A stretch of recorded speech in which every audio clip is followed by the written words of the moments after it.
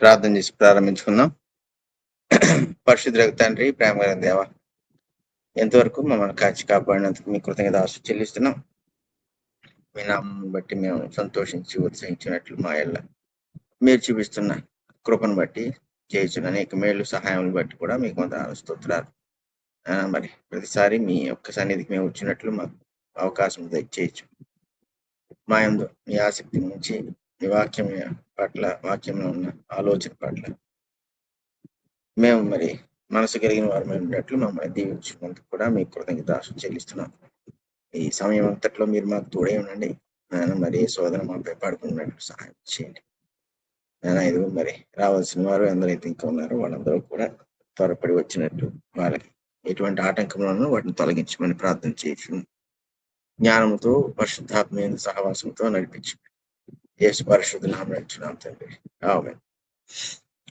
యేసుక్రీస్తు ప్రభు ఉపమానములు ఆశ్చర్యకార్యములు అనే ఈ సబ్జెక్టు మనం కొద్ది నెలలుగా మనం చెప్పుకుంటున్నాం. ఆ క్రమంలో ఒక వారం ఉపమానము, ఒక వారం ఆశ్చర్యకార్యముగా మనం చెప్పుకుంటూ వస్తున్నాం. అయితే ఈ వారంతో ఉపమానాలు, యేసుక్రీస్తు ప్రభు ఉపమానాలన్నీ కూడా పూర్తయిపోతాయి. సో మనకి ఇంకా ఆశ్చర్యకార్యాలు మాత్రమే మిగిలి ఉంటాయి. ఆఖరి ఉపమానం ఈ రోజు మనం చూసుకుందాం. అయితే ఉపమానము అంటే ఇది యాక్చువల్ గా వాస్తవాన్ని చెప్తున్నాడు, కానీ కొంచెం ఉపమానపు కేటగిరీలో కూడా వస్తుంది. అందుకే దీన్ని మనం ఉపమానంగా తీసుకోవడం కూడా తప్పులేదు. ఇది మత్తయి సువార్త, మార్కు సువార్త, లూకా సువార్త, 3 సువార్తల్లో కూడా ఇది చెప్పబడిన ఉపమానం. అయితే మత్తయి, మార్కులో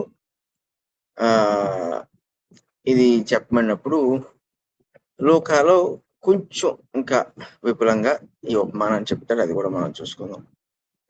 సో ఇది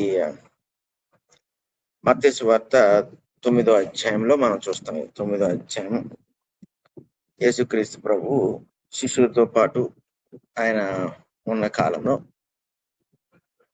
ఈ ప్రశ్న యోహాను శిష్యులు వచ్చి యేసుక్రీస్తు ప్రభుని అడుగుతున్నారు. 9వ అధ్యాయం 14వ వచనం నుంచి మనం చూసుకుందాం. అప్పుడు యోహాను శిష్యులు ఆయన ఎదురుకు వచ్చి, పరిసయ్యులను మేమును తరచుగా ఉపవాసము చేయుచున్నాము గాని నీ శిష్యులు ఉపవాసము చేయరు. దీనికి హేతువేమని ఆయన అడుగగా, యేసు, పెండ్లి కుమారుడు తమతో కూడా నుండి కాలమున పెండ్లి ఇంటి వారు దుఃఖపడగలరా? పెండ్లి కుమారుడు వారి వద్ద నుండి కొనుక్కోబడు దినములు వచ్చును, అప్పుడు వారు ఉపవాసం వచ్చేది. ఎవడను పాత బట్టకు క్రొత్త బట్ట మాసిక వేసిన ఎడల ఆ మాసిక బట్టను పరుచును, చినుగును మరియు ఎక్కువగును, మరి ఎక్కువగును. మరియు పాత తిథిలో క్రొత్త ద్రాక్షారసం పోసిన ఎడల తిత్తులు పగిలి ద్రాక్షారసము కారిపోను, తిత్తులు పాడగును. అయితే క్రొత్త ద్రాక్షారసము క్రొత్త తిత్తుల్లో పోయేరు, అప్పుడు ఆ రెండును చెడిపోకిని చెప్పాను. ఇది చాలా సార్లు మనం వినుంటాం. అయితే ఏ సందర్భాల్లో విన్నారన్నది నాకు తెలియదు, కానీ చాలా సార్లు ఒకటి లేక 2 సందర్భాల్లో దీన్ని వివరించాలి. ఒకటి తప్పుగా అర్థం చేసుకుంటే ఒకలా చెప్తారు, కరెక్ట్ గా అర్థం చేసుకుంటే ఒకలా చెప్తారు. తప్పుగా అర్థం చేసుకునే వాళ్ళు సాధారణంగా ఈ ఉపమానం ధర్మశాస్త్ర కాలంలో, అంటే యేసుప్రభు ఇంకా సిలువేయబడలేదు కాబట్టి ధర్మశాస్త్ర కాలంలో రాయబడిందని, రెండు ఏంటంటే అది శిష్యులకు చెప్పబడింది అనే ఉద్దేశం ఒకటి, మనకి అంతగా చెప్పబడింది కాదన్నట్లుగా చెప్పేవాళ్ళు ఉంటారు. అయితే అసలు యేసుప్రభు ఈ సంగతి ఉపమానాన్ని ఎందుకు చెప్పాడు అంటే ఇందులో కొంత ఉదాహరించి మాట్లాడాడు. సందర్భం ఏంటి అన్నప్పుడు,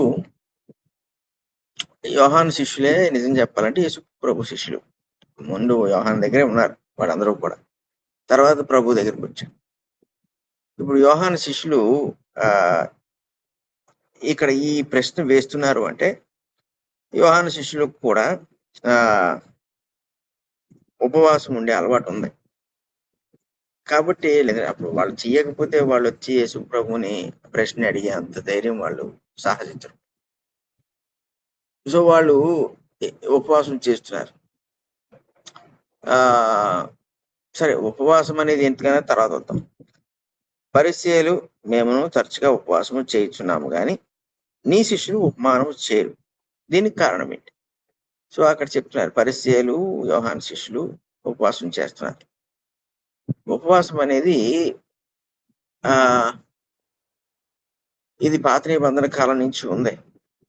అయితే ఇది కొంత ఆజ్ఞగా కూడా ధర్మశాస్త్రంలో ఉండడం జరిగింది. కానీ ఆ దేవుడు ఉపవాసం వచ్చే వాళ్ళ విషయంలో ఆయన చాలా పర్టికులర్ గా ఉంటాడు. ఈ ఉపవాసము మనం ఒకవేళ పాత నిబంధన కాలంలో మనం చూసుకున్నప్పుడు ఏ ఏ సందర్భాల్లో చేశారు అనేది చూస్తే సాధారణంగా ఉపవాసం అనేది మీకు జ్ఞాపకం ఉంచుకోవాల్సింది ఏంటంటే అందులో ప్రార్థన కూడా ఉంటుంది. ఉట్టి ప్రార్థన చేసుకునే సందర్భాలు ఉంటాయి. ఉపవాసం అనగానే ప్రార్థనతో కూడిన ఉపవాసం అది. అసలు ఉపవాసం ఎందుకు చేయాలి, ఎందుకు చేస్తారు, ఎందుకు చేశారు వాళ్ళందరూ కూడా, అది ఆలోచన చేయాలి. ఎందుకు దేవుడు ఇప్పుడు యేసుప్రభు క్రొత్త నిబంధన అంటే ఆయన బోధిస్తున్న 3.5 సంవత్సరాలు శిష్యులకి ప్రార్థన చేయడం నేర్పించాడు. అంటే యోహాను ఇప్పుడు ప్రార్థన చేయడం నేర్పించలేదా, లేకపోతే యోహాను దగ్గర ఉన్నప్పుడు వాళ్ళు ఉపవాసాలు ఉండలేదా అంటే బహుశా అవన్నీ చేసి ఉంటారు వాళ్ళు. కానీ ఈయన దగ్గరకు వచ్చేసిన తర్వాత ఉపవాసం ఎప్పుడు చేయలేదు. కానీ ప్రార్థన మటుకు వీళ్ళకి నేర్పించాడు. ఆయన ఎందుకు ప్రార్థన చేయమనేవాడు, లేకపోతే ఎందుకు ఉపవాసము గురించి ఒకవేళ మాట్లాడితే పాత నిబంధనలో ఎందుకు ఉపవాసం చేసేవారంటే ఆ మనంతలో మనము ఏదైనా అంటే సంగతులు జరిగించుకోవడానికి మనం బలహీనులు కాబట్టి ప్రార్థన చేయడానికి గల ముఖ్య కారణము అంటే ఇది అన్ని విషయాల్లో. ఇప్పుడు దేవుణ్ణి ప్రేమించే విషయంలో కూడా అన్నిసార్లు మనము దేవుణ్ణి ప్రేమించవలసిన రీతిలో మనం ప్రేమించాం. అన్నిసార్లు ఆయన ఆజ్ఞలు పాటించవలసిన పరిస్థితుల్లో పాటించు. అన్నిసార్లు దేవునికి కృతజ్ఞతాస్తుతులు చెల్లించవలసిన విషయం వచ్చినప్పుడు చెల్లించం. కొన్నిసార్లు చెల్లించిన మానవ రీతిగా చెల్లిస్తాం కానీ దైవికంగా మనం చెల్లించం. ఇక ఇది పోతే మన అవసరాలు, మన కష్టాలు, మన శ్రమలు ఇవన్నీ కూడా మన నిస్సహాయతను తెలియజేస్తాయి.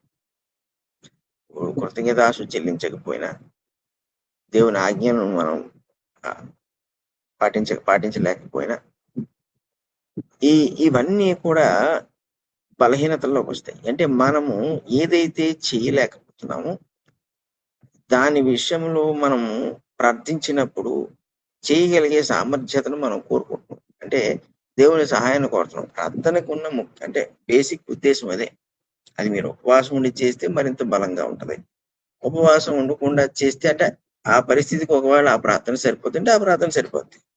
ఒక్కొక్కరు వాళ్ళకున్న తీవ్రతను బట్టి, పరిస్థితులను బట్టి వాళ్ళు ప్రార్థన చేస్తుంటారు. కొంతమంది ఉపవాసం ఉంటారు. ఉపవాసం ఉండి ప్రార్థన చేసినప్పుడు దేవుడు వాళ్ళ పరిస్థితి యొక్క తీవ్రతను త్వరగా ఆయన పరిష్కరించే అవకాశం అక్కడ ఉంటుంది. సో ఈ ఉపవాసం చేసినప్పుడు మీకు బాగా మనకి తెలియాలి అంటే ఎస్తేరు కాలంలో వాళ్ళు చేసిన ఉపవాసం. అలాగే ఇంకా అనేక సందర్భాల్లో మనకు కనబడుతుంటుంది, కానీ ఇది బాగా కొంచెం స్పష్టంగా కనబడుతుంది. దానియేలు చేస్తాడు. దానియేలు వాళ్ళు కూడా ఉపవాసం చేసిన సందర్భాలు ఉంటాయి. ఏంటి అంటే వాళ్ళు ఏదో చేయలేకపోతున్నారు, వాళ్ళు ఏదో సాధించలేకపోతున్నారు, వాళ్ళ వల్ల కావట్లేదు. ఇది ఇప్పుడు అర్జెంటుగా జరగాలనుకోండి, అప్పుడు ఉపవాసాన్ని వాళ్ళు సంధిస్తారు. ఇప్పుడు అంత అర్జెన్సీ లేదనుకోండి, రెగ్యులర్ గా ప్రార్థనలు చేసుకుంటారు.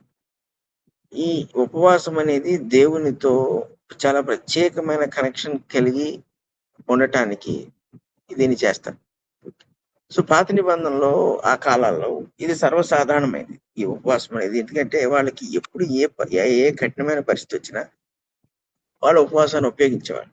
ఇప్పుడు చాలాసార్లు మనము ఒకవేళ దైవికంగా జీవించలేకపోతున్నాం అనుకోండి, మనం భక్తి కలిగిన జీవితాన్ని జీవించడానికి కూడా ఉపవాసం ఉంటే దేవుడు దాన్ని సాధ్యపరుస్తాడు. అంటే ఆ యాంగిల్ ఎంతమంది ఆలోచిస్తారంటే నాకు తెలియదు, బహుశా చాలా తక్కువ మంది ఆలోచిస్తారు. ఇప్పుడు దేవుని విషయాల్లో ఏదైనా మనకు అవసరం అనుకోండి, దేవుని విషయాల్లో ఏం అవసరం ఉంటుంది మనకంటే దేవుని ఆజ్ఞను పాటించే విషయం అవచ్చు, లేకపోతే జ్ఞానాన్ని మనం సంపాదించుకోవాలి, మనకు తగినంత జ్ఞానం లేదు.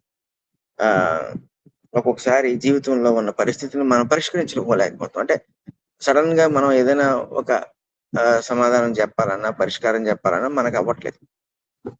ఇప్పుడు ఇలాంటివన్నీ కూడా ఉపవాసపూర్వకంగా మనం దేవుణ్ణి విజ్ఞాపన చేసాం అనుకోండి జ్ఞానం గురించి, దేవుడు దాని విషయంలో మనకు సహాయం చేస్తాడు. అలా ఏ విషయానైనా కూడా దాని తీవ్రతను బట్టి ఉపవాసం చేసినప్పుడు ఆ దేవుడు దాన్ని వింటుంటాడు. ఇశ్రాయేలీయులకి అయితే ఇది కొన్ని ఆజ్ఞలుగా కూడా కొన్నిసార్లు వాళ్ళు చేసేసేవారు. అంటే సంవత్సరానికి ప్రత్యేకంగా కొన్ని రోజులు వాళ్ళు ఇలాంటి దినాలను కలిగి ఉండేవారు. ఆ తర్వాత వాళ్ళు పాటించేది అది వేరే సంగతి. సో ఇప్పుడు యోహాను శిష్యులకి ఎందుకు ఇది అలవాటు అంటే, అరే యోహాను మెస్సయ్య కోసం ఎదురు చూస్తూ ఉండేవాడు. సో ఆయన శిష్యులందరినీ కూడా యేసునందు విశ్వాసం ఉంచాలి అన్న ఉద్దేశంతో వాళ్ళకి బోధించేవాడు. సో ఆ క్రమంలో ఆయన కొరకు ఎదురు చూస్తున్నారు కాబట్టి ఉపవాసం ఉండేవారు. శాస్త్రులు పరిచయలు వీళ్ళందరూ ఎందుకు ఉండేవారు అంటే ధర్మశాస్త్రంలో ఉంది కాబట్టి, అలవాటు కాబట్టి వాళ్ళు ఉండేవాడు. వాళ్ళు పైకి ఉండేవారు కానీ వాస్తవంగా వాళ్ళు నిజంగా ఉండేవాడు కాదు.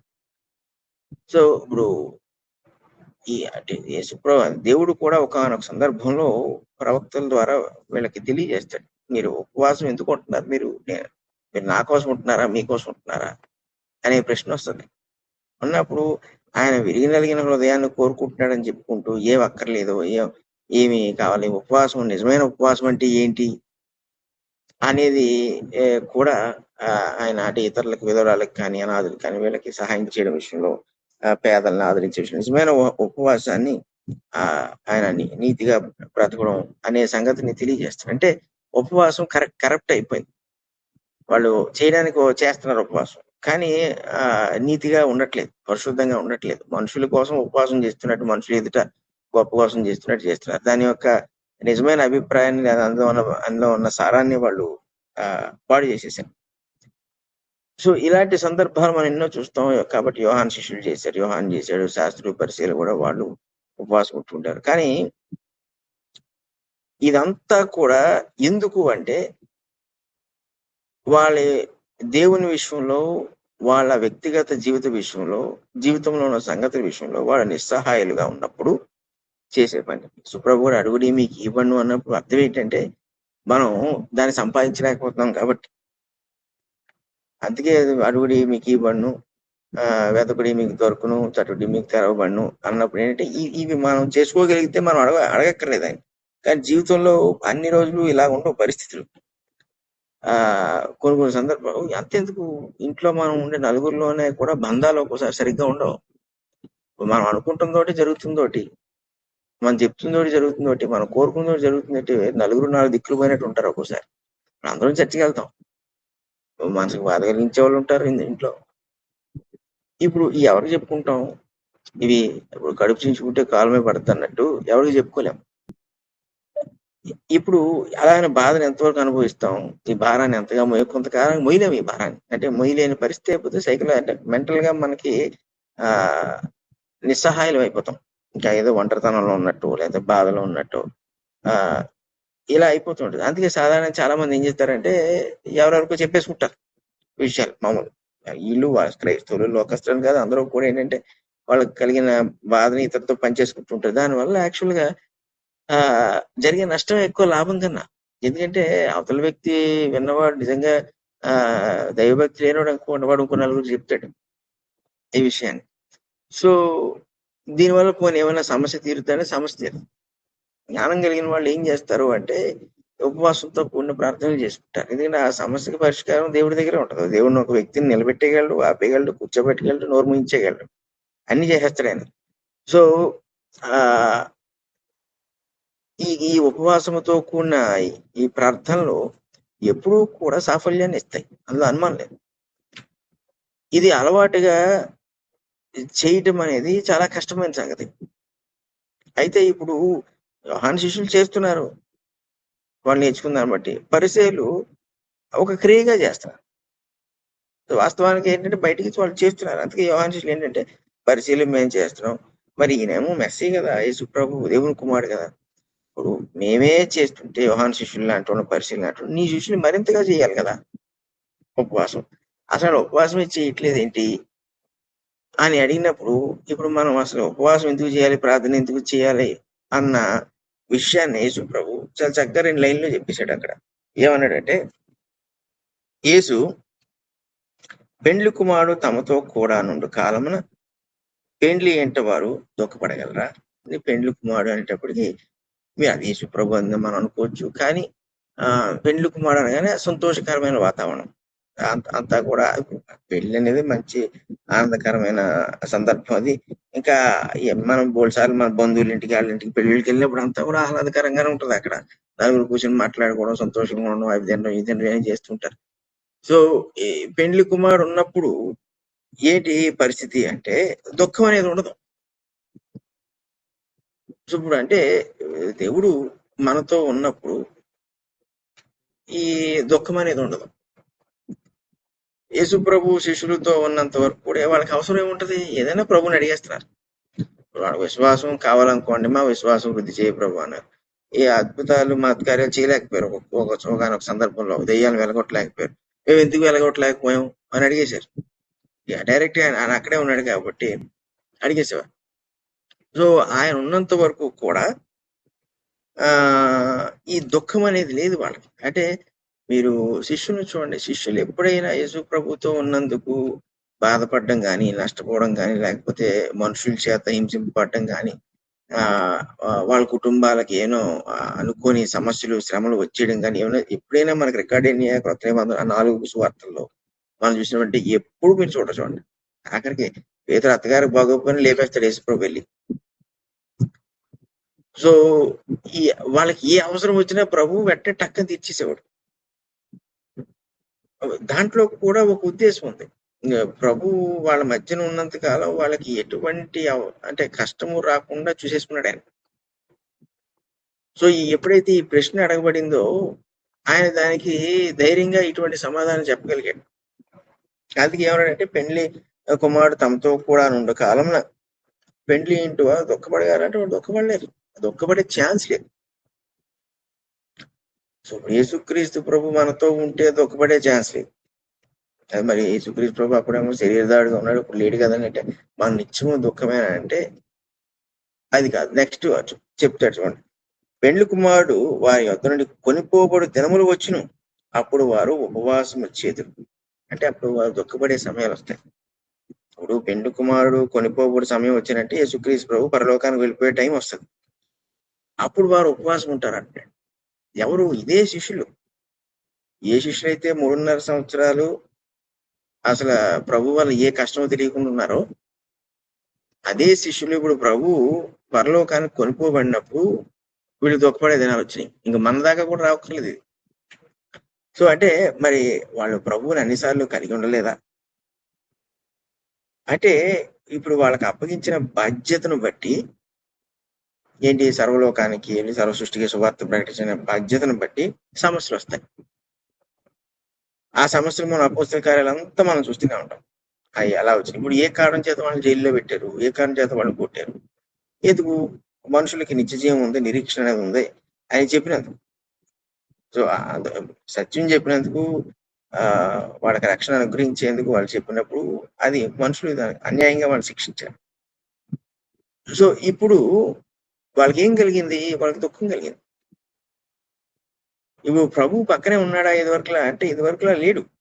లేనప్పుడు ఏం చేస్తారంటే ప్రభు ప్రార్థన చేయడం మొదలు పెడతారు. ఆయన ఇప్పుడు ఏదో ఆయన ఏ రీతిగా అయితే ఈ వాళ్ళ విషయంలో ఇన్వాల్వ్ అవ్వగలడో, ఈ పరిస్థితిని చక్కదిద్దగలడు, ఆ విషయమే వాళ్ళు ఉపవాసం ఉండి ప్రార్థన చేయగలుగుతుంటారు. ఆ క్రమంలో మనం అంత్యోకులో ఉన్న వాళ్ళు ఉపవాసం ఉండడం చూసాం సంఘంలో. అలా చాలా సార్లు వీళ్ళు ఉపవాసాలు ఉండి ప్రార్థన చేయడం, వీళ్ళ ప్రయాణాలు చెరసాల్లో ఉన్నప్పుడు ప్రార్థన చేయడం, ఇవన్నీ కూడా సంఘం అంతా ప్రార్థన చేయడం, ఇవన్నీ కూడా మనం చూస్తూ ఉంటాం. ఉపవాసం అని ప్రత్యేకంగా చెప్పబడిన సందర్భాలు కూడా ఉన్నాయి. సో ఇప్పుడు యేసుక్రీస్తు ఇప్పుడు మనమే ఉన్నాం ఈరోజు 2000 సంవత్సరాల తర్వాత. ఇప్పుడు మనతో ప్రభు ఉన్నాడా అంటే మనకి ఏ సమస్య లేనప్పుడు అంతా బాగున్నప్పుడు ఉన్నాడు. ఎందుకంటే ఏమి లేవు కాబట్టి, సమస్యలు లేవు కాబట్టి. ఇప్పుడు ఒకవేళ ఈ అపవాది వాళ్ళ శోధన కలిగిందనుకో, లేక మనము దేవునికి మనకి మధ్యన గ్యాప్ వచ్చేటట్లుగా మనం ప్రవర్తించామనుకోండి, ఈ 2 సందర్భాల్లోనూ కూడా దేవుడు మనకు దూరం అవుతాడు. అంటే అపవాది వాడు శోధన వల్ల శ్రమ పడేటట్టు చేస్తాడు, లేదా మనం చేసిన అపరాధం వల్ల దేవుని దుఃఖపెట్టిన వారు అవుతాం, దేవునికి దూరం అవుతాం. ఆ సమయంలో దేవుడు మన పక్కన లేడు, మన తరపున లేడు అనే ఆ సంగతి మనకు అర్థమైపోద్ది. ఎందుకంటే పరిస్థితులు మనకి వ్యతిరేకంగా ఉంటున్నప్పుడు, ఈ పరిణామాలు చోటు చేసుకుంటున్నప్పుడు దేవుని యొక్క అవసరత మనకి ఎక్కువగా ఉంటుంది. అంటే దేవుడు పూర్తిగా విడిచిపెట్టాడంటే పూర్తిగా విడిచిపెట్టలేదు అన్న సంగతి మనకు తెలిసిన, శోధన వల్ల మనం శ్రమ పడుతున్నాం అనుకోండి, ఆయన మనల్ని ఆ శోధన నుంచి కాపాడాలన్న అవసరత ఎక్కువ ఉంటుంది. అవిధేయత వల్ల మనం పరిణామాలు అనుభవిస్తున్నాం అనుకోండి, ఇప్పుడు చాలా తీవ్రమైన అవిధేయతను తీసుకుంటున్నాను. ఉదాహరణకి దావీదుని తీసుకోండి. తను చేసిన అపరాధానికి 6 దినాలు ఉపవాసం ఉన్నాడు.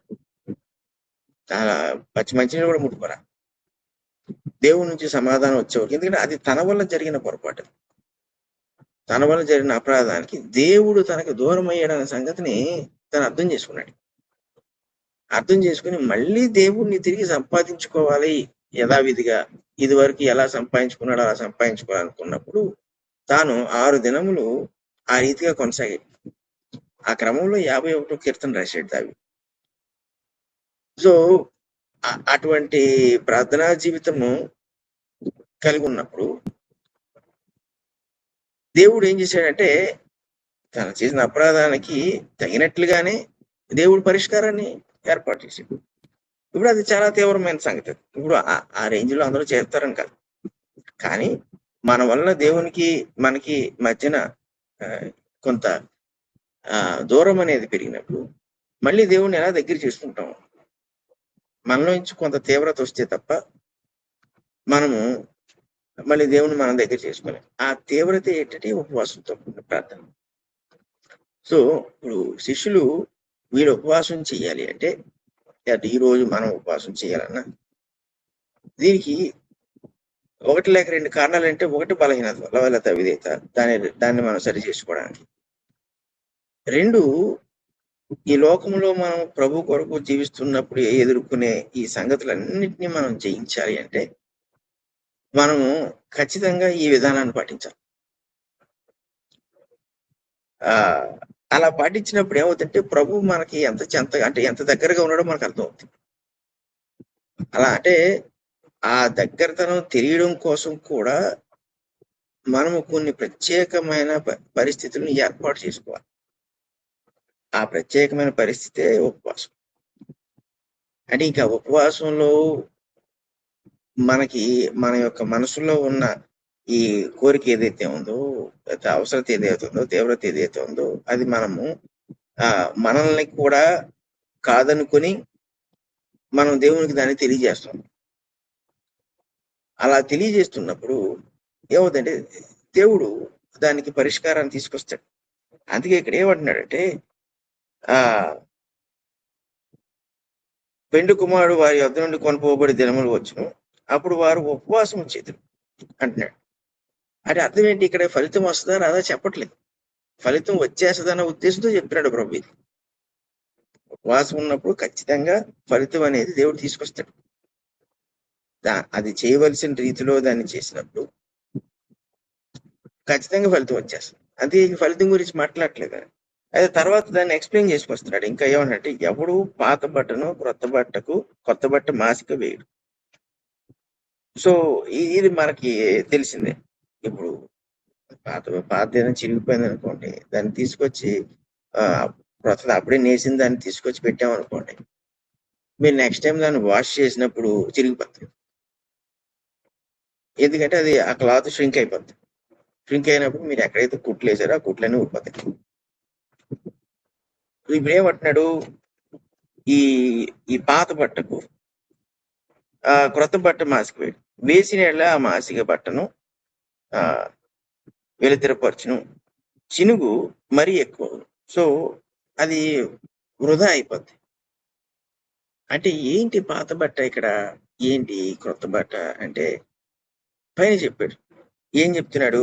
పెండ్లి కుమారుడు ఒకవేళ తమతో కూడా ఉంటే, అంటే మన ప్రజలతో ఉంటే అక్కడ దుఃఖం ఉండదు. ఇప్పుడు దుఃఖం లేని చోట ఉపవాసం ఉండడంలో అర్థం లేదు. సో ఉపవాసాన్ని ఇప్పుడు దేనికి లింక్ పెట్టాడు దేవుడు అంటే, ఏదైనా అత్యంత అవసరత ఉన్నప్పుడు. అది దేవుడు మనకి ఇచ్చిన పరిచర్య కూడా కావచ్చు. ఇప్పుడు సువార్త ప్రకటించడం అత్యంత అవసరమైనప్పుడు దాని విషయం ఎదుర్కొన్న పరిస్థితులు కూడా అంతే కఠినంగా ఉంటాయి. కాబట్టి దాన్ని మనం ఆ పరిచయ విషయంలో అత్యంత అవసరత మనకి ఏర్పడుతుంది. అలాగే జీవితంలో ఉండే పరిస్థితి. సో ఇప్పుడు యేసు ప్రభు మనకు తోడుగా ఉన్నాడు అనుకోండి, అంటే మన చుట్టూ సమాధానం ఉంది, మన దేవుడు సంతోషాన్ని ఇచ్చాడు, అప్పుడు ఉపవాసం ఉండవలసిన అవసరం లేదు. అంటే ఎందుకు అంటాడు ఉపవాసం ఉండడం అవసరం లేదు అంటే, ఏమి నెరవేరాలని ఉంటున్నాం మనం ఉపవాసం. సో మామూలుగా ప్రార్థన చేయొచ్చు, మామూలుగా కృతజ్ఞతాస్తుతులు చెల్లించు దేవునికి. సో అప్పుడు ఏమవుద్ది అంటే దాని ఎఫెక్ట్ ఏమి ఉండదు, దానివల్ల ఉపయోగం ఏమి లేదు. తర్వాత ఇంకేమంటున్నాడు, ఎవడను మరియు పాత తిత్తుల్లో క్రొత్త ద్రాక్ష రసము పోయారు, పోసిన ఎట్ల తిత్తులు పిగిలి ద్రాక్షసము కారిపోను, తిత్తులు పాడవు. సో పాత తిత్తుల్లో ఎవరో కూడా క్రొత్త ద్రాక్ష, ఇదంటే మనకు అలవాటు లేదు కానీ ఆ రోజుల్లో ద్రాక్ష రసాన్ని ఇప్పుడంటే ఈ చెక్క డ్రమ్స్ లో స్టోర్ చేస్తుంటారు, కానీ ఆ రోజుల్లో వాళ్ళు ఈ గొర్రె చర్మంతో చేసిన లేదా మేక చర్మంతో చేసిన తిత్తులు ఉండేవి. అందులో క్రొత్తగా ఉన్న తిత్తి అయితే క్రొత్త ద్రాక్షారం పోసేసేవారు. సో అప్పుడు ఈ ద్రాక్షరసం పులిపెక్కుతున్న కొద్దీ కూడా ఆ తిత్తు సాగుతూ ఉంటుంది. దానివల్ల అది పగిలిపోవడం, ద్రాక్షరసం వృధా అవడం అనేది ఉండేది కదా. అయితే అది ఎంతైతే సాగగలదో అంత సాగిపోయింది అనుకోండి, ఇంక దాన్ని వాడరు. ఇప్పుడు ఒకవేళ సాగిపోయిన దాంట్లో క్రొత్త ద్రాక్షారం వేసేస్తే, ఇప్పుడు ఈ క్రొత్త ద్రాక్షారసం ఏమని చేస్తుంది? పులిపు ఎక్కడం మొదలవుతుంది. అప్పుడు ఆల్రెడీ సాగిపోయి ఉన్న తిత్తి ఇంకేం చేస్తుంది? దాన్ని తట్టుకోలేక పగిలిపోతుంది.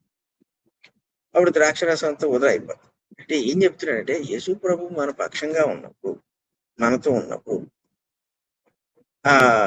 లేదా మనకు సమాధానం తెచ్చేస్తున్నప్పుడు, కొన్నిసార్లు మనం చేసే ప్రార్థనలకు దేవుడు సమాధానం ఇస్తూ ఉన్నప్పుడు ఉపవాసం ఉండక్కర్లేదు. ఆ టైంలో ఉపవాసం ఉండటం అనేది అనవసరమైన సంగతి. అంటే కారణము లేకుండా ఉండటం. ఉపవాసం అనేది దేవుడు దేనికి ఏర్పాటు చేశాడంటే, తీవ్రమైన పరిస్థితి ఒకటి ఏర్పడినప్పుడు, దాని విషయంలో మనము నిస్సహాయమైనప్పుడు దేవుని సహాయం అత్యంత వేగంగా మనకు రావాలన్నా, లేకపోతే ఏవైనా కొన్ని జరగకూడదన్నా, లేకపోతే జరిగేవి ఆగిపోవాలన్నా, మనము ఈ ఉపవాసం ఎంచుకున్నప్పుడు దేవుడు దాని విషయంలో వెంటనే ఆయన కార్యం చేస్తాడు. సో ఇప్పుడు ఈ తిత్తులను, లేకపోతే ఈ పాత బట్ట, క్రొత్త బట్ట, ఇవన్నీ తీసుకురావడం ఏంటంటే, యేసుక్రీస్తు ప్రభు ఉన్న 3.5 సంవత్సరాల్లో శిష్యులకి ఇటువంటి పరిస్థితి ఆయన కలిగించలేదు. ఉపవాసం ఉండవలసినంత పరిస్థితి ఆయన వల్ల వాళ్ళకి కలగలేదు. వాళ్ళు కూడా ఈయనతోనే ఉన్నారు కాబట్టి నిత్యము వాళ్ళకి కూడా అవసరత రాలేదు. ఇప్పుడు సాతాను ఎన్నిసార్లు వచ్చేసాడు శిష్యుల దగ్గరికి ఈ 3.5 సంవత్సరాల్లో అంటే ఒక్కసారి కూడా రాలేదు. మీరు ఎప్పుడైనా గమనించారు లేదో మరి, 4 సువార్తలు మీరు చదవండి. ఈ శిష్యుల దగ్గరికి అపవాది ఎన్నిసార్లు వచ్చాడు, వచ్చే ప్రయత్నము చేశాడంటే చేశాడు. ఎందుకంటే వీళ్ళు ఒకరి విషయంలో ఒకరు అతిశయపడుతుంటారు, అంటే ఎవరు గొప్ప అనుకుంటుంటారు. వెంటనే ప్రభు దాన్ని సరి చేసాడు, ఎవరు గొప్ప. సో అపవాది అక్కడ జయం పొందలేదు. ఇంకొకసారి వచ్చాడు అంటే పేతురు దగ్గరికి వచ్చాడు, కానీ యేసుక్రీస్తు ప్రభు అనుమతి తీసుకుని వచ్చాడు. సో వీళ్ళు ఇంకా ఫైనల్ గా వీళ్ళకి భయం కలిగి వెళ్ళిపోయారు తప్ప, గెచ్చమైన తోటలో శోధన వల్ల వెళ్ళిపోయింది ఇంకా. సో ఇప్పుడు ఎన్నిసార్లు వచ్చేసాడు సాతాన్ అంటే, 40 దినాలు ఉపవాసం ఉంటే ప్రభు దగ్గరికి వచ్చాడు తప్ప ఆయన శోధించడానికి శిష్యుల దగ్గరికి రాలేకపోయాడు. ఎందుకు నేను అనుమతి ఇవ్వలేదు. వాళ్ళకి పైగా వీళ్ళకేమో అద్భుతాలు మత్కార్యాలు చేసే శక్తిని అనుగ్రహించి 2 చొప్పున పంపించినప్పుడు వాళ్ళు ఎంతో సంతోషం తిరిగి వచ్చారు. నీ నామంలో మేము దెయ్యాలు వెళ్ళగొట్టేవాళ్ళం అంటే ఆయన ఆనందిస్తుంటే, అప్పుడు అన్నాడు, ఆకాశం నుంచి నక్షత్రం వల్ల సాతాను పడిపోవడం నేను చూస్తున్నాను. సో వీళ్ళ చేత ఓడించేశాడు సాతాను.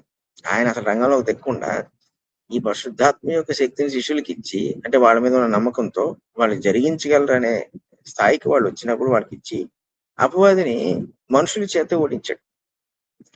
సో అపవాది వీళ్ళని ముట్టడానికి వాడికి అవకాశం లేని పరిస్థితి. ఇప్పుడు ప్రభు వెళ్ళిపోయిన తర్వాత దుఃఖ దినాలు ఎందుకు వస్తాయి? ఈ రోజు మనకి ఎందుకు కలుగుతాయి దుఃఖ దినాలు? మనం క్రైస్తవులు అయినా సరే, రక్షణలో ఉన్నా కూడా ఎందుకు కలుగుతాయి అంటే, అపవాది యొక్క ప్రమేయము మన జీవితాల మీద ఎంతో కొంత పడుతూ ఉంటుంది, ఏదో రకంగా పడుతుంటది. అది అన్నిసార్లు మన ప్రవర్తన వల్లే కాకపోవచ్చు, కొన్నిసార్లు మన ఇంట్లో వాళ్ళ ప్రవర్తన అవుతుంది, కొన్నిసార్లు మన పనిచేసే చోట ఉండే వాళ్ళ వల్ల అవ్వచ్చు, కొన్నిసార్లు అపవాది తీవ్రంగా శోధించడం వల్ల అవ్వచ్చు, ఏదైనా అవ్వచ్చు. అయితే వీటన్నిటికీ బయటపడే మార్గాన్ని ఇక్కడ యేసు ప్రభు ఎలాగూ దాన్ని జరిగిస్తే జరుగుద్ది అనేది శిష్యులకి చెప్పుకుంటూ వచ్చాడు. సో ఇప్పుడు యోహాను శిష్యులు ఈ ప్రశ్న వేసినప్పుడు, ఇప్పుడు యోహాను శిష్యులు పరిచయులు అనవసరంగా ఉంటున్నారు ఉపవాసం.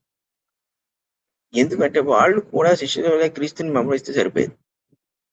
ఇది ఆయన భూమి మీద ఉన్న 3.5 సంవత్సరాల్లో వాళ్ళకి ఒక లెసన్ చెప్తున్నాడు. ఇప్పుడు పెళ్లి కుమారుడు ఉన్నంత వరకు దుఃఖం లేదన్నప్పుడు వాళ్ళు పెళ్లి కుమారుడు గుర్తించలేకపోయారు. ఇంత ఉంటే మనకి ఉపవాసం, కాకపోతే వాళ్ళు ఏంటి, ఒక కట్టడను వాళ్ళు జరిగించడానికి చూస్తున్నారు తప్ప ఆ కట్టడే ఈయన కోసం చెప్పబడింది అనే సంగతిని వాళ్ళు గుర్తించలేదు. శిష్యులు ఆ కట్టడంతా కూడా ఈయన యందు నెరవేర్చబడుతుందన్న విశ్వాసంతో ఈయన వెంబడించారు.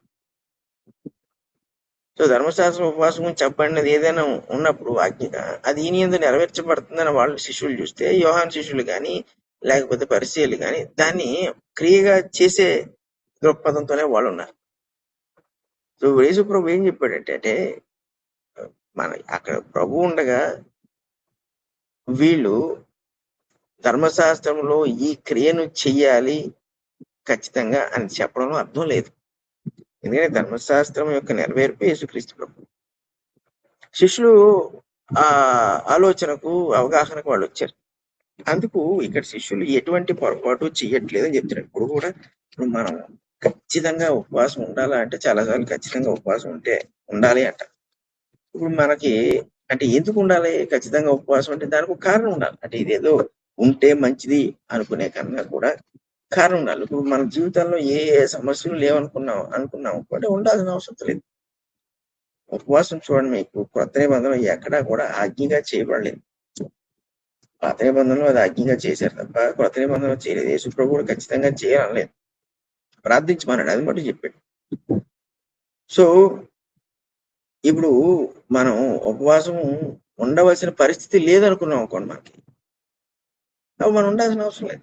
కానీ మనకి ఇష్యూస్ ఉన్నాయి, లేకపోతే సమస్యలు ఉన్నాయి, దేవుడు చేయవలసిన కార్యాలు ఉన్నాయి, మనం కొన్ని విషయాల్లోనే నిస్సహాయంగా ఉన్నాం, కొంచెం డిసప్పాయింటెడ్ గా ఉన్నాం, నిరుత్సాహంగా ఉన్నాం అనుకుంటున్నాం అనుకోండి, మరి ఆ సమయాల్లో చేస్తే మంచిది అంతే. ఇది ఇప్పుడు చేయకపోతే వస్తాం అన్నది ఏమి లేదు ఇక్కడ. కాకపోతే చేస్తే మంచిది. ఇప్పుడు ఎవడో సమస్య నుంచి బయటపడకూడదు అనుకుంటాడు, ఎవడు సమస్య పరిష్కరింపబడకూడదు అనుకుంటాడు. ప్రతివాడు కూడా సమస్య వచ్చినప్పుడు ఏదో రీతిగా దాంట్లో నుంచి బయటపడే ప్రయత్నమే చేస్తున్నాడు. అలా చేసేటప్పుడు ఈ మార్గాన్ని ఎంచుకుంటే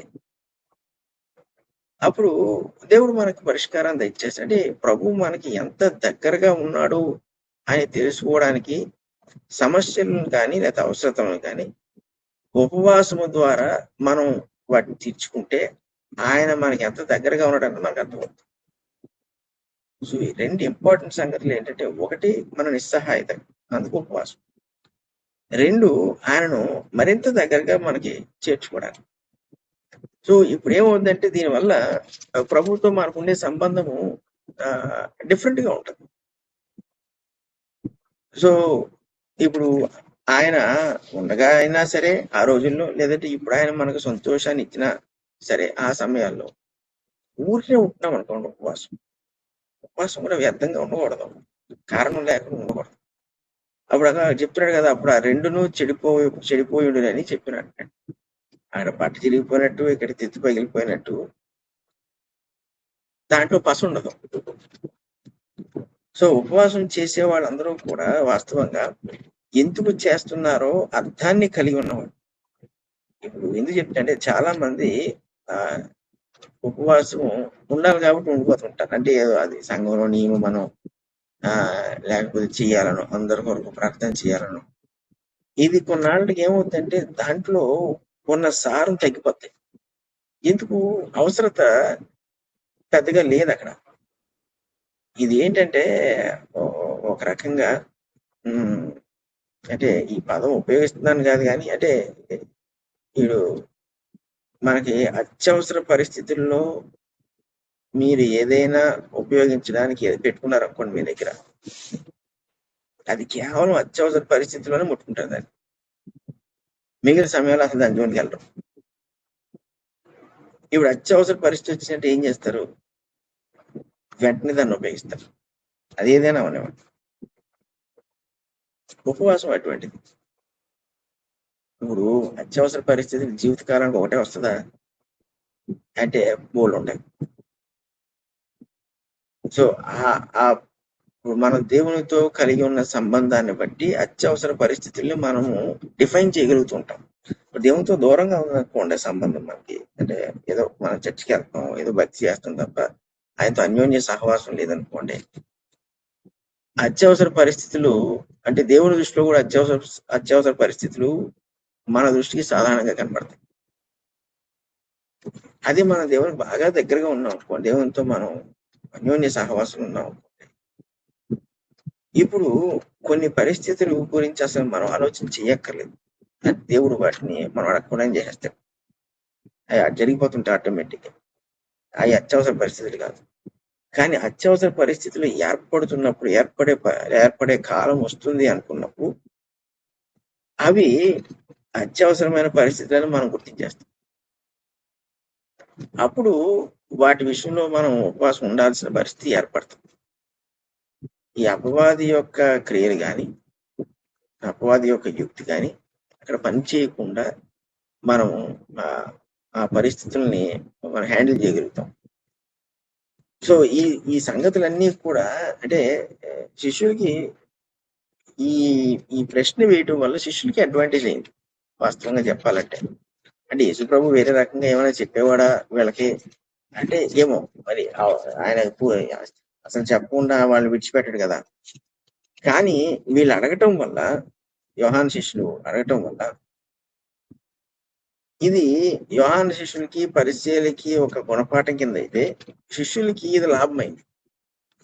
ఏమైందంటే ఈయన లేనప్పుడు మనము ఈయన ఉన్నట్టుగా ఎలా ఉండాలి అంటే ఉపవాసం అనమాట అని వాళ్ళకి అర్థమైపోయింది. ఆయన లేడు భూమి మీద, కానీ ఆయన మనతో నిత్యం ఉన్నాడు, ప్రతి పరిస్థితిలోనూ ఉన్నాడు.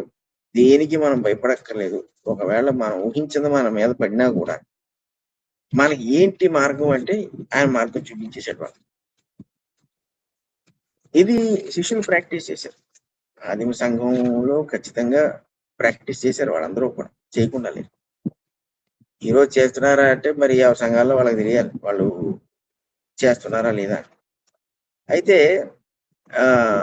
ఇప్పుడు ఏ విధానంలో అయితే మనం ఉపమానం చెప్పుకున్నాము, కొందరు ఆ విధానంలో దీన్ని చెప్పరు. కొందరు ఏం చెప్తారంటే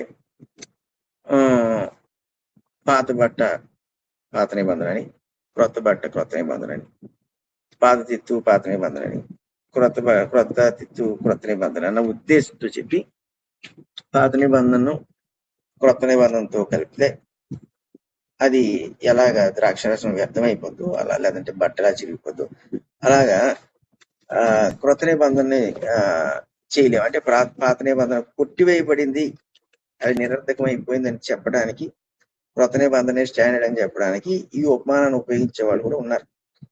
కానీ అది టోటల్గా అజ్ఞానం. అది ఎందుకంటే ఒకటి వేసిన ప్రశ్న ఏంటి, ఈ శిష్యులు ఎందుకు ఉపవాసం ఉండట్లేదు? మేము ఉంటున్నాం. ఎందుకు ఉపవాసం ఉండాలి, ఎప్పుడు ఉండాలి చెప్తున్నాడు, ఎప్పుడు ఉండక్కర్లేదో కూడా చెప్తున్నాడు. సో ఉపవాసం ఉండకూడదని చెప్పట్లేదు, కానీ ఉపవాసం యొక్క ప్రాముఖ్యతను చెప్తున్నాడు, దాని టైమింగ్ చెప్తున్నాడు. సో ఉపవాసం అంతా కూడా ఉపమానం అంతా కూడా ఉపవాసం ఉండి దేవుడి నుండి సంపాదించడానికి లేదా దేవుడి నుంచి పొందడానికే, అంతకుమించి వేరే అర్థం ఇందులో ఏమి లేదు. మీకు కావాలంటే అంటే మరి ఇది ఎందుకు ఇలా చెప్పేవాడు గమనించలేదో నాకు తెలియదు. అంటే ఈ పాత నిబంధన కొత్త నిబంధనకి ఆపాదించి దాన్ని ఎందుకు సరిపెట్టేస్తారు? ఇది అంటే ఉపవాసం ఉండకూడదనా? ఎందుకంటే ఆదిమ సంఘంలో వాళ్ళు ఉపవాసం ఉన్నారు కొత్త నిబంధనలు. సో ఉపవాసం లేకపోతే వీళ్ళు ఉండలేక దాన్ని అలా చెప్తున్నారా? వీళ్ళు చేయలేకపోతే అంటే చూడండి, అందరం ద్రాక్ష పులుపు అంట. వీళ్ళు చేయలేకపోతున్నారు కాబట్టి, చేయడానికి ఇష్టం ఉండట్లేదు కాబట్టి ఇది పాత నిబంధన క్రొత్త నిబంధన సంబంధించిన ఉపమానంగా దాన్ని సరిపెట్టేస్తున్నారా? మరి నాకు తెలియదు. కానీ లోకాసు వార్తలో చక్కని మాట ఉంటది. ఇదే ఉపమానాన్ని కొంచెం ఎక్స్టెండ్ చేస్తాడు లోకాన్ని. ఆ లోకాసు వార్త 5వ అధ్యాయంకి వచ్చేటప్పటికి అక్కడ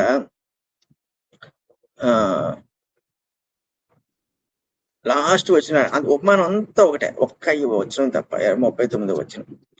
పాత ద్రాక్షారసము త్రాగి వెంటనే క్రొత్త దాన్ని కోరువాడు ఎవడనూ లేడు, పాతదే మంచిదని చెప్పాను అంటాడు. పాతదే మంచిదనునని చెప్పాను అంటున్నాడు. సో ఇప్పుడు వాస్తవంగా ఇది నిబంధనల కోసమే అనుకోండి. పాత నిబంధన క్రొత్త నిబంధన విషయం అయితే ఇప్పుడు టోటల్ గా ఈ ఉపమానానికి అర్థం అంతా కూడా వ్యర్థం అయిపోయింది. ఇప్పుడు అలా చెప్పి వెళ్తే ఏమంటున్నాడు? పాత ద్రాక్షారసము త్రాగి వెంటనే క్రొత్త దాన్ని కోరువాడు ఎవడు లేడట. అంటే పాత నిబంధన జరిగించిన వాడైతే, ఒకవేళ పాత నిబంధన కొరకు అయితే క్రొత్త నిబంధనని ఎవడు కోరుకోడు. అంటే ఏ యూదుడు కూడా క్రీస్తు నిబంధన కోరుకునేవాడు కాదు. అప్పుడు యేసుప్రభు మరి ఎంతమంది యూదుల్ని ఎలాగ విశ్వాసంలోకి నడిపించాడు? అసలు వాళ్ళు ఎవరు నమ్మకూడదు ప్రభుని. ఈ శిష్యులు క్రైస్తవులు అవ్వకూడదు. ఆ శిష్యుల ద్వారా అనేక మంది యూదులు 3,000 మంది ఒకరోజు బాప్తిజం పొందారంటే మరి వాళ్ళందరూ ఎవరు?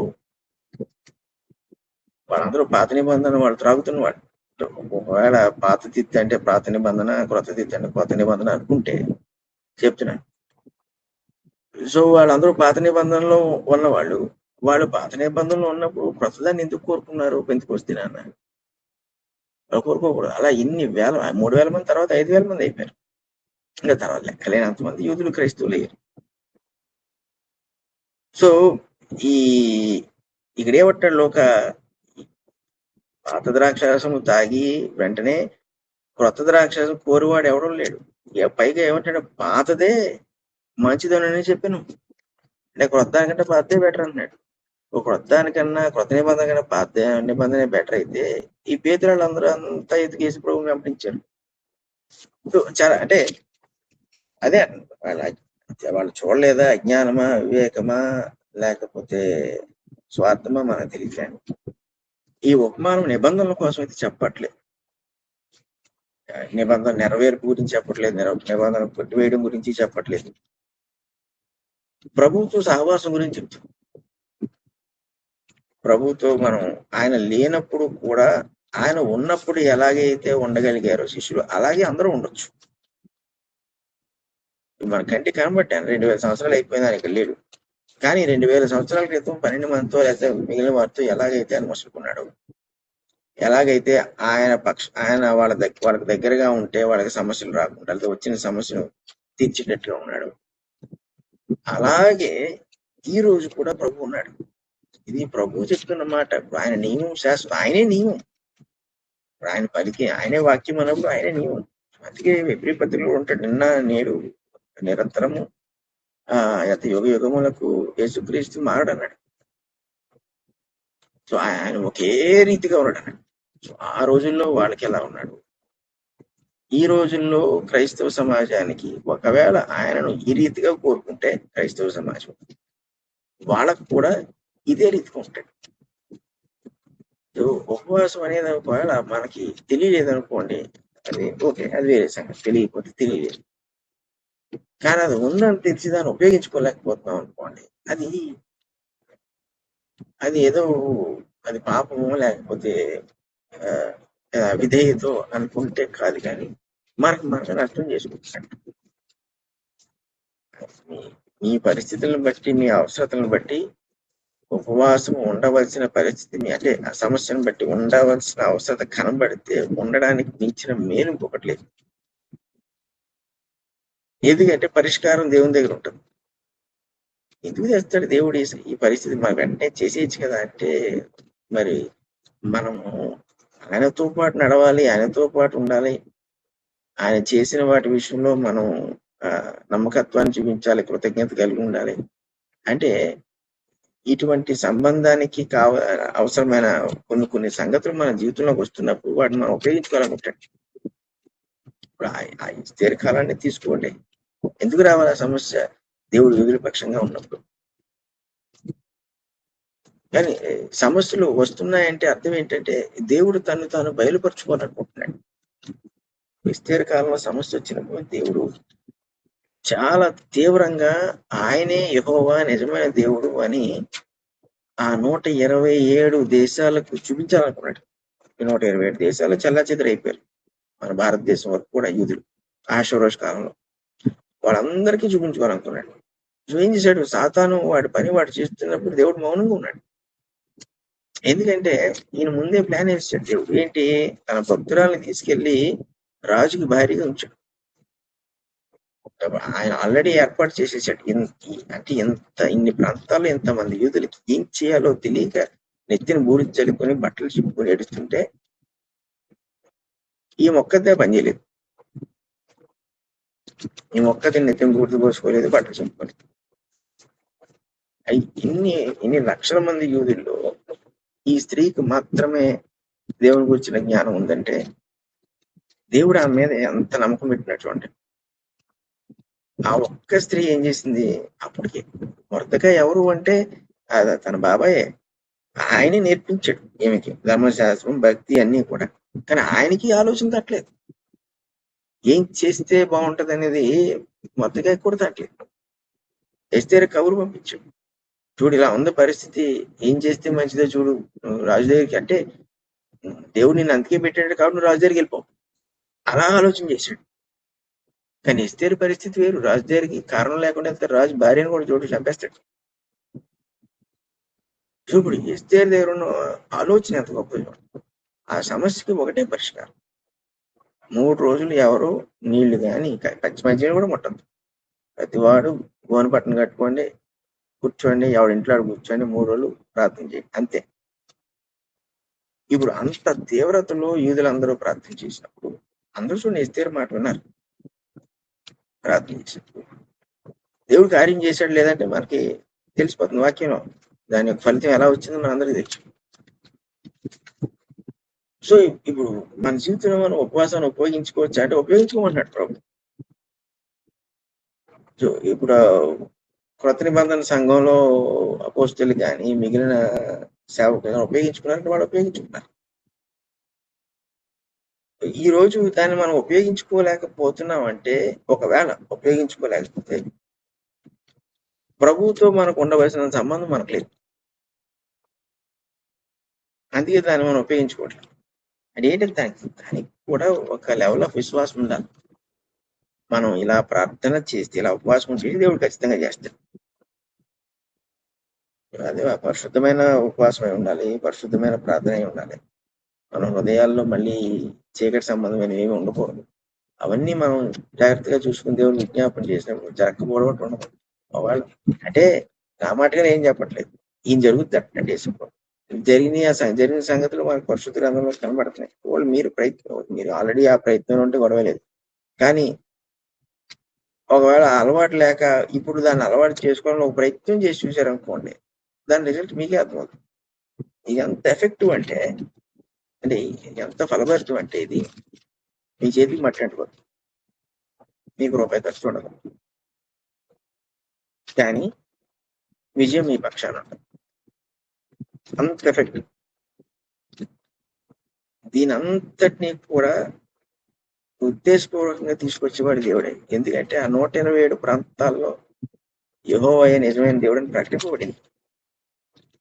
అన్యుల సహితము ఎక్కడ యూదుల చేతిలో చంపబడతారని చెప్పి వాళ్ళు సున్నతి పొంది యూదులైపోయారు. అంతటి భయం వచ్చేసింది. అప్పటి వరకు చెరలో ఉన్నారు యూదులు. చెరలో ఉన్న యూదులకి అప్పటి వరకు ఇప్పుడు అధికారం వచ్చింది. చెరలో కూడా వాళ్ళు సొంత దేశంలో ఉన్నట్టున్నారు. అది దేవుడు చేసే కార్యం. సో అలాంటి ఉపవాసాన్ని మనం ఉపయోగించుకున్నాం. చూడండి, దావీదుకి పాపక్షమాపణ దొరికింది.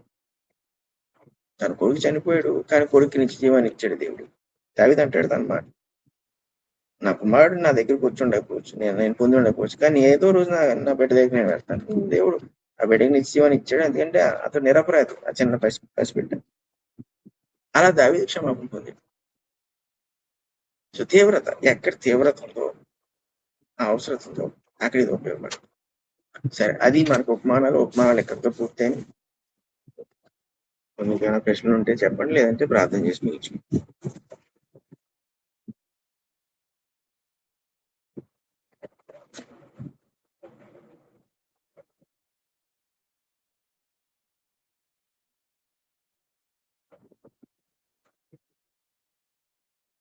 సరే, ప్రార్థన చేస్తుంది. పరిశుద్ధులకు దేవ, ప్రేమ గల తండ్రి, మరి ఒకసారి మీకు స్తుతులు స్తోత్రాలు. ఇప్పటి వరకు మాకు తోడయండి నేను. మరి నిన్ను, నీ యొక్క చిత్తాన్ని అర్థం చేసుకునే అవకాశాన్ని, సమయాన్ని మాకు అనుగ్రహించినది మీకు కృతజ్ఞతాస్తుతులు చెల్లిస్తున్నాం. మరి ఏదైతే మేము చేయగలమో, ఏదైతే మా వశమని మీరు ఉంచారో, అది మాకు మీరు ఉచితంగా దయచేశారు. దాన్ని మేము మరి జరిగించలాగిన తగిన ఆసక్తిని, ధైర్యాన్ని అనుగ్రహించండి. విశ్వాసమును బట్టి ఎటువంటి విజయాన్ని అయితే మేము పొందగలము, ఆ విజయాన్ని మీకు ప్రార్థించడం ద్వారా, ఉపవాసం ఉండి విజ్ఞాపన చేయడం ద్వారా మేము సాధించినట్లు సహాయం చేయండి. అనేక సమస్యలు మేము ఎదుర్కొంటూనే ఉంటాం. కొన్నిటిని మీరు ఉచితంగానే మరి పరిష్కరిస్తూ ఉంటారు. మిగిలినవి మా నుండి మీరు కోరుచున్న విధేయతను, భక్తిని, అన్యోన్య సహవాసమును, వాటిని మేము నెరవేర్చలాగిన ఏదైతే మేము చేయవలసి ఉందో దాన్ని క్రమముగా చేయనట్లు, మరి అర్థవంతంగా చేయనట్లు, యథార్థంగా చేయనట్లు సహాయం చేయమని, మీ కృపను ఎల్లప్పుడూ మాకు తోడుగా ఉంచమని యేసు పరిశుద్ధ నామమున